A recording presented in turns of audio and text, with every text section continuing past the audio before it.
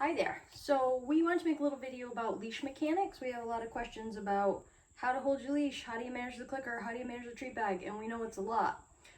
So I've come up with a little system to kind of help you guys with understanding the mechanics and how to hold the leash and organize all of your stuff. So I wanted to go through it with you really quickly. Okay?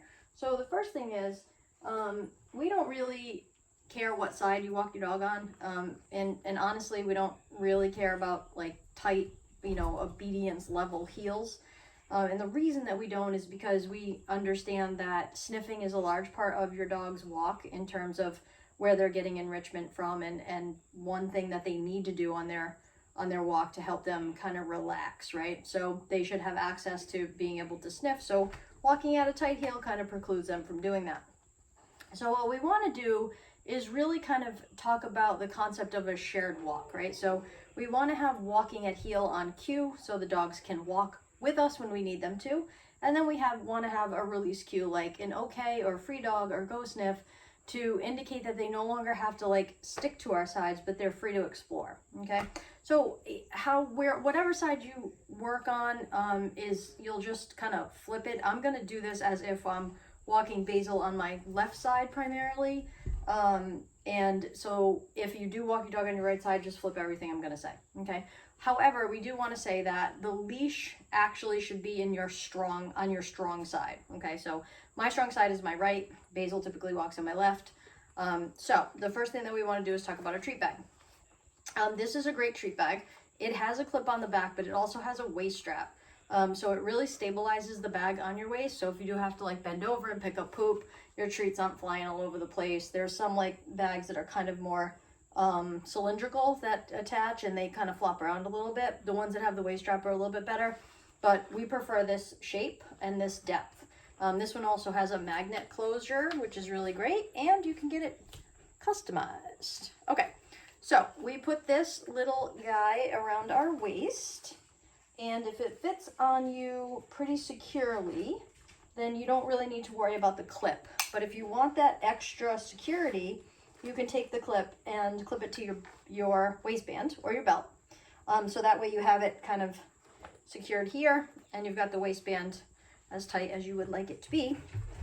Okay, so now we have to work on leash and clicker. All right, so if I'm walking my dog on my left, my leash is going to actually connect to the left and it's going to go across my body, and when Basil is walking on at heel or close to me, basically I say with me, that's our cue.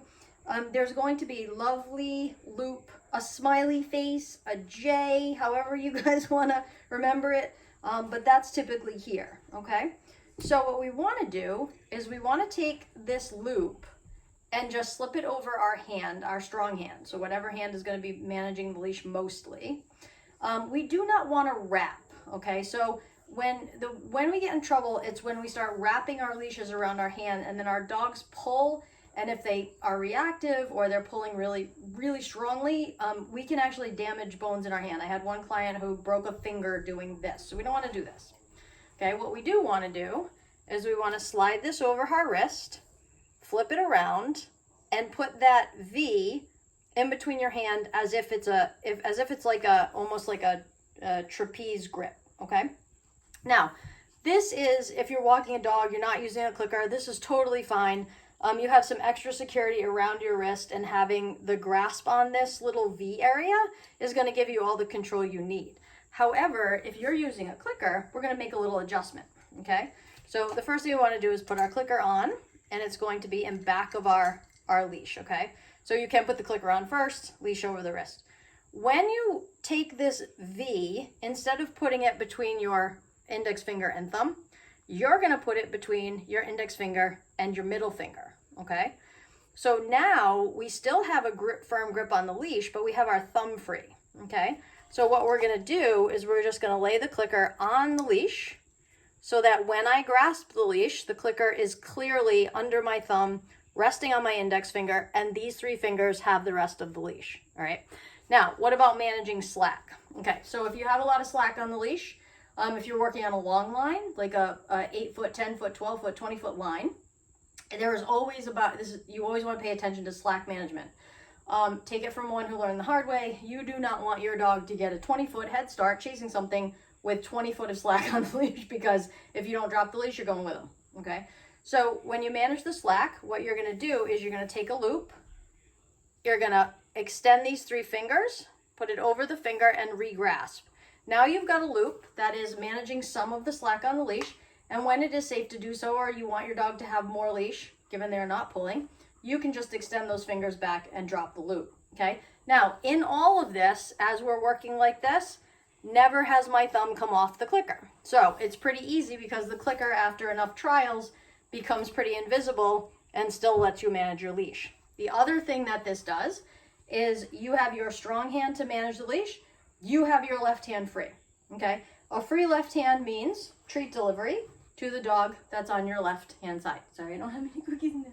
Okay, so when you're walking and you're working on loose leash walking, you're treating on this side while you're managing the leash on this side. And if anything goes wrong and you feel like you need a little extra power, you simply slide the left hand down the leash and you have a little extra oomph with that second hand if you need to, okay? Now, if you're using a clip leash, nothing else changes.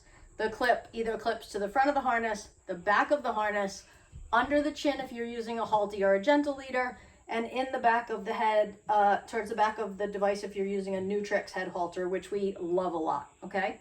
So hopefully that helps you guys out with Leash Mechanics. If you have any questions, let us know. And happy walking, and let's let him sniff.